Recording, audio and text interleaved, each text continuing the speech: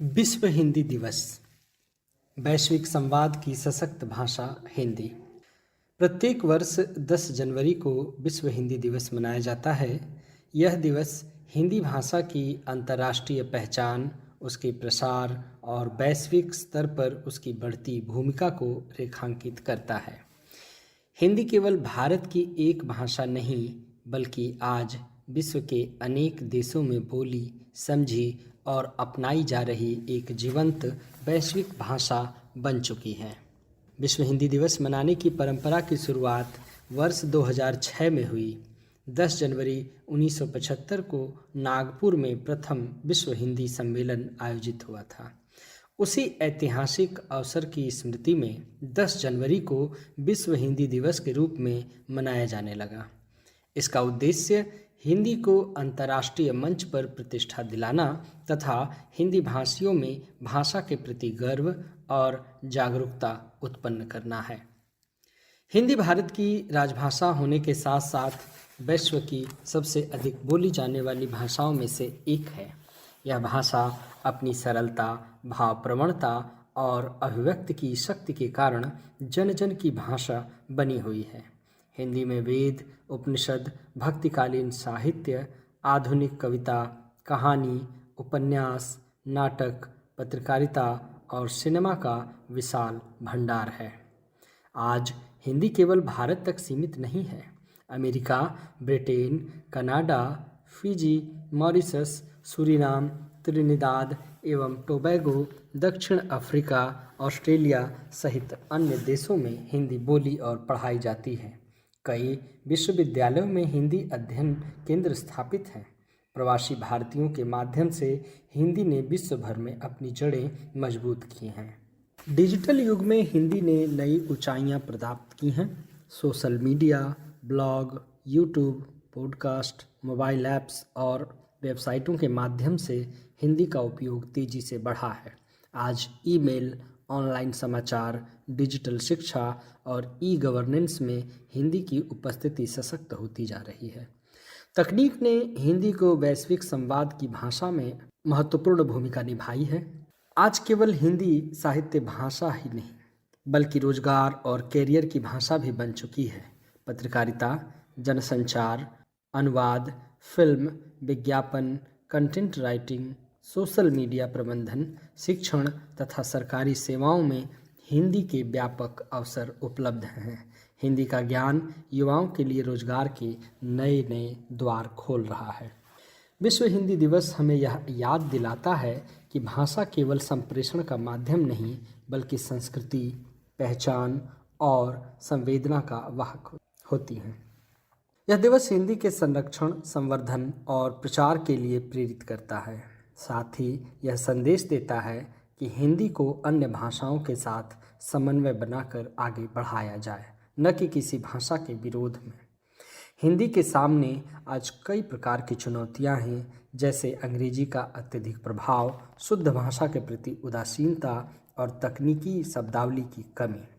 इन चुनौतियों से निपटने के लिए आवश्यक है कि हिंदी को शिक्षा, विज्ञान, तकनीक और प्रशासन की भाषा के रूप में और अधिक सशक्त बनाया जाए। साथ ही युवाओं को हिंदी में रचनात्मक कार्य करने के लिए प्रोत्साहित किए जाएं। विश्व हिंदी दिवस केवल एक औपचारिक आयोजन ही नहीं, बल्कि हिंदी के प्रति हमारी जिम्मेदारी का स्मरण है। हिंदी हमारी सांस्कृतिक आत्मा है, हमारी पहचान है और हमारे विचारों की संवाहक है। यदि हम हिंदी को सम्मान देंगे, तो उसका प्रयोग करेंगे और उसे आधुनिक संदर्भों से जोड़ेंगे, तो निश्चित ही विश्व हिंदी मंच पर और अधिक सशक्त रूप में स्थापित होगी। श्रोताओं, हिंदी की सबसे बड़ी शक्ति है उसकी सरलता। हिंदी दिल से निकलती है और सीधे दिल तक पहुंचती है। भक्तिकाल के संतों की वाणी हो, प्रेमचंद की कहानियाँ हों, निराला की कविताएं हों या आज का सिनेमा और डिजिटल साहित्य, हिंदी हर रूप में हमारे जीवन से जुड़ी हुई है। आज के डिजिटल युग में हिंदी ने नई उड़ान भरी है। Social media, YouTube, podcast, blog, online समाचार और मोबाइल ऐप्स के माध्यम से हिंदी युवा पीढ़ी की पसंदीदा भाषा बनती जा रही है। अब हिंदी केवल किताबों तक सीमित नहीं है, बल्कि स्क्रीन पर भी पूरी ताकत के साथ मौजूद है। हिंदी आज रोजगार की भाषा भी बन चुकी है।